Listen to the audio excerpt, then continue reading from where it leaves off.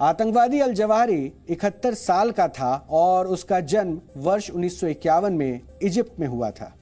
और आपको जानकर काफी आश्चर्य भी होगा कि आतंकवादी बनने से पहले अल जवाहिरी एक सर्जन था।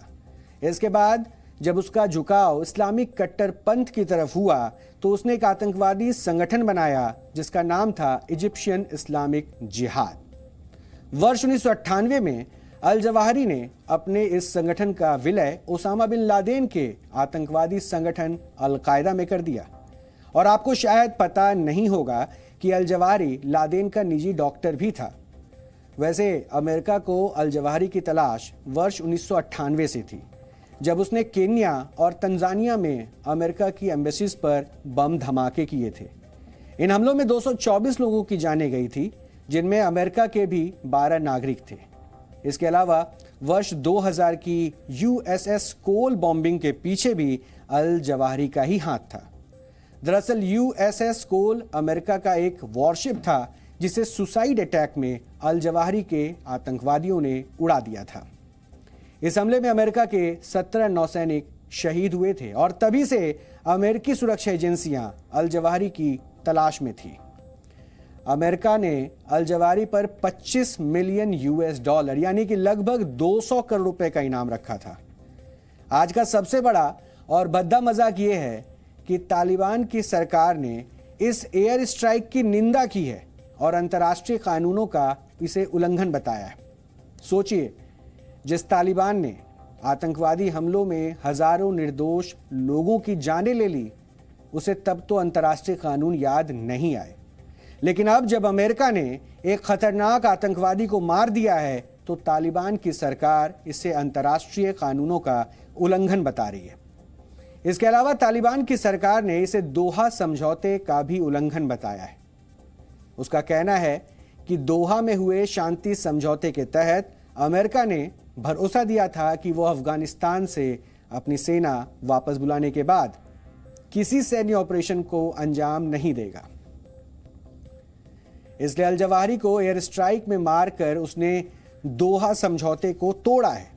लेकिन यहां बड़ा सवाल यह है कि तालिबान की सरकार खुद क्या कर रही है, क्योंकि दोहा समझौते के तहत ही यह भी तय हुआ था कि तालिबान की सरकार किसी आतंकवादी संगठन और खासतौर पर अल कायदा की मदद नहीं करेगी। लेकिन उसने ऐसा नहीं किया। उल्टा अल जवाहिरी को एक ऐसे सेफ हाउस में रखा गया जिसका कनेक्शन तालिबान के इंटीरियर मिनिस्टर सिराजुद्दीन हक्कानी से है। तो फिर तालिबान न्याय और कानून की बात कहां से कर सकता है? सोचिए, ये आतंकवादी इस्लामिक जिहाद के नाम पर कैसे आम लोगों को मौत के घाट उतार देते हैं और तब इन्हें मानवता याद नहीं आती और इन्हें अंतर्राष्ट्रीय कानून भी याद नहीं आते।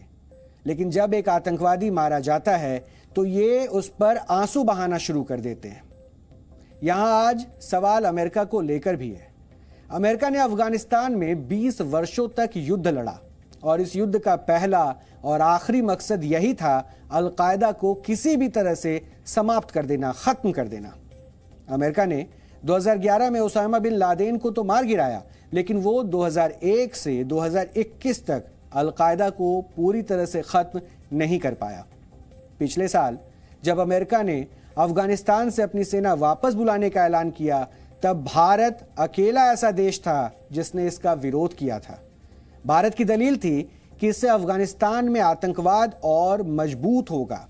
लेकिन अमेरिका अल कायदा को खत्म किए बिना अफगानिस्तान से वापस लौट गया और आज जब काबुल में अल जवाहिरी मारा गया तो इससे साफ पता चलता है कि अमेरिका 20 वर्षों में अपने लक्ष्य को हासिल नहीं कर पाया और उसका अफगानिस्तान से अपनी सेना को बुलाने का फैसला सही नहीं था।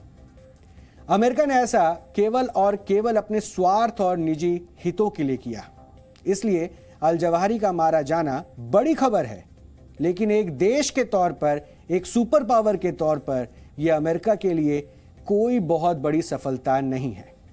अमेरिका ने अल कायदा को खत्म करने के लिए अफगानिस्तान में 20 वर्षों तक युद्ध लड़ा और इस युद्ध पर उसने भारतीय रुपयों में अगर इस आंकड़े को बताएं तो 185 लाख करोड़ रुपए खर्च किए।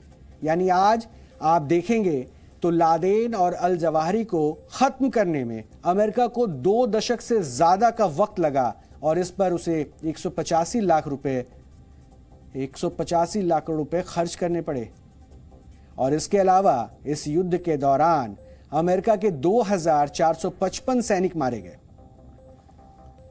अफगानिस्तान के 46,000 नागरिकों की मौत भी हो गई और 22 लाख नागरिकों को अफगानिस्तान छोड़कर जाना पड़ा।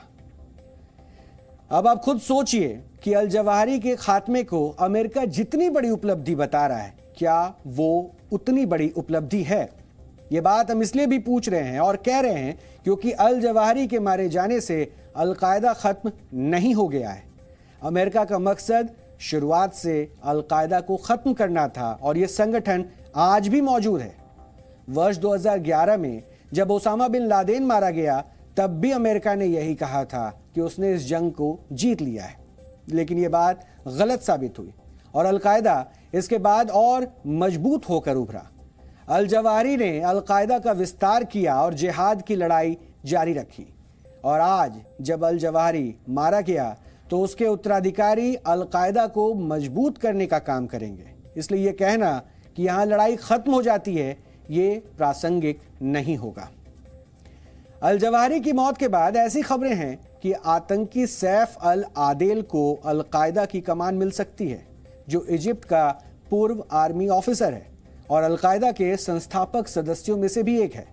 अमेरिका की खुफिया एजेंसियों के अनुसार 1980 के दशक में सैफ अल आदेल आतंकवादी संगठन मकतब अल खिदमत में शामिल हुआ था और इसी दौरान उसकी मुलाकात ओसामा बिन लादेन और अल जवाहिरी से हुई थी।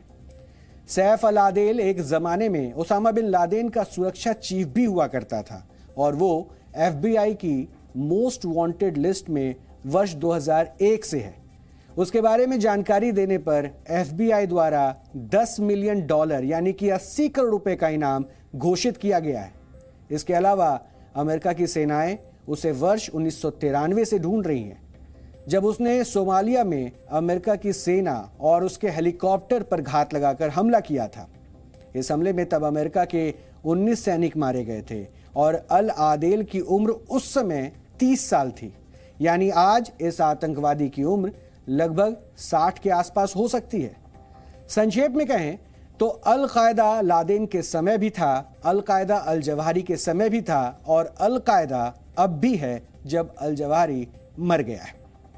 इसलिए अल जवाहिरी को खत्म करने से आतंकवाद खत्म नहीं होगा। इसके लिए पूरे संगठन को नष्ट करना बेहद जरूरी है।